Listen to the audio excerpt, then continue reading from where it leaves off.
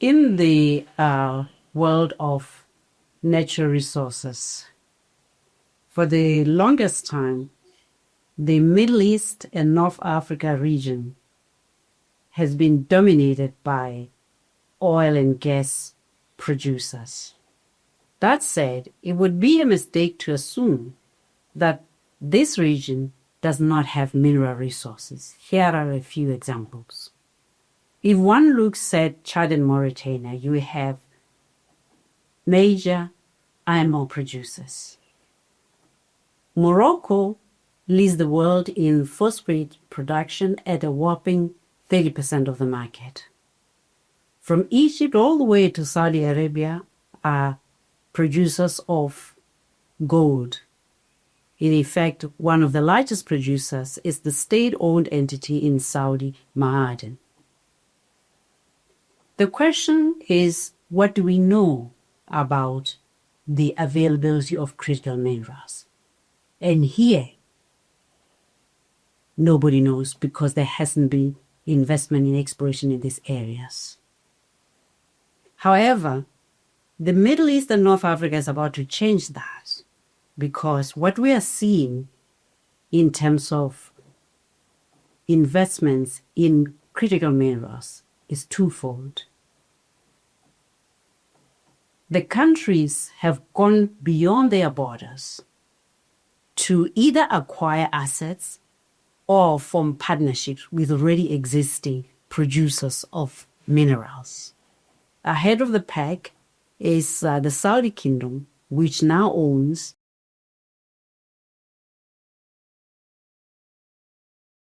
On the other hand, the Emiratis have been visiting African countries, negotiating acquisition of copper assets in Zambia, and for that matter, lithium in Zimbabwe.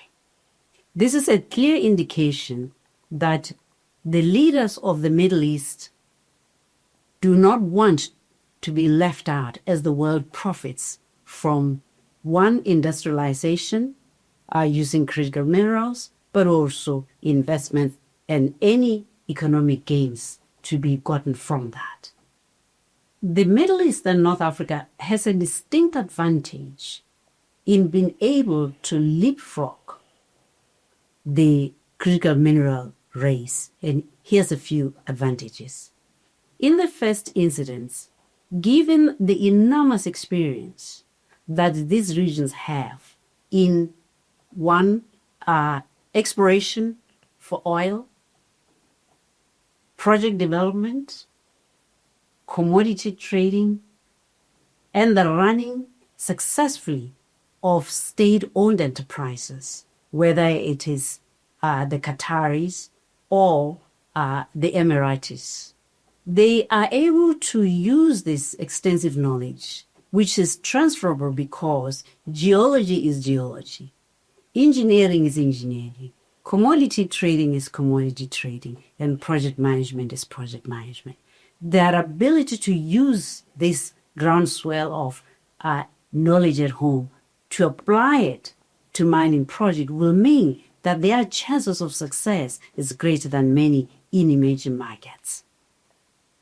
On the other hand, the Middle East and North Africa also have a track record for successfully managing not just natural resources, but using state-owned enterprises, whether it is OCP in Morocco or Saudi Aramco.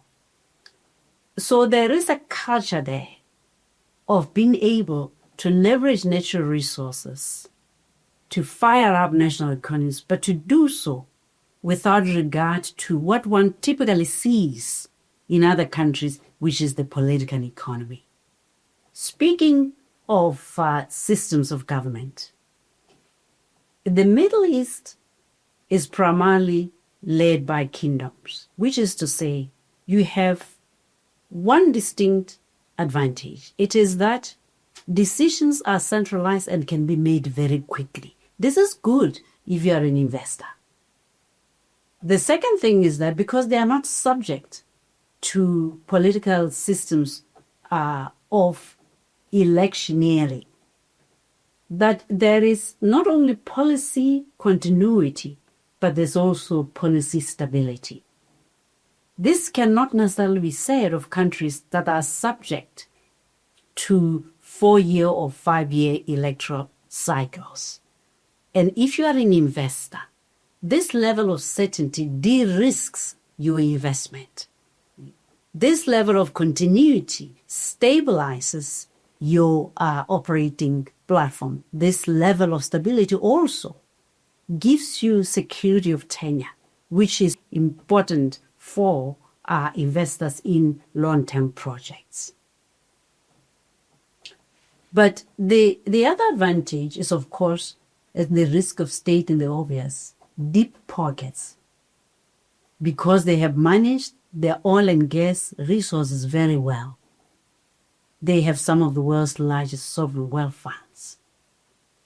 And therefore, they can invest themselves in exploration and in mining development. For instance, 2 years ago, the Saudis announced a budget of about for partnering with mining companies to come to their country to conduct exploration.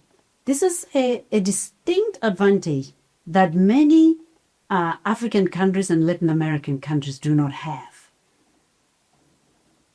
And so not only will they explore at home and ramp up exploration, but they will acquire already existing assets. In my opinion, what this does, it makes the Middle East potentially a logical partner, especially for Central Asia and Africa, because this region pretty much sits in the middle. They have the necessary infrastructure, they have the necessary education systems, they have the necessary skills at home, and they have the necessary leadership with a vision. So my sense is that the presence of the Middle Eastern countries in the critical mineral trade is about to change the geopolitics, but change them for the benefit of those regions, where in many other emerging market countries, it is hard to see how one can immediately say with certainty that change will not only be championed by national leaders, but that it will in effect be to the benefit of folks' sovereigns.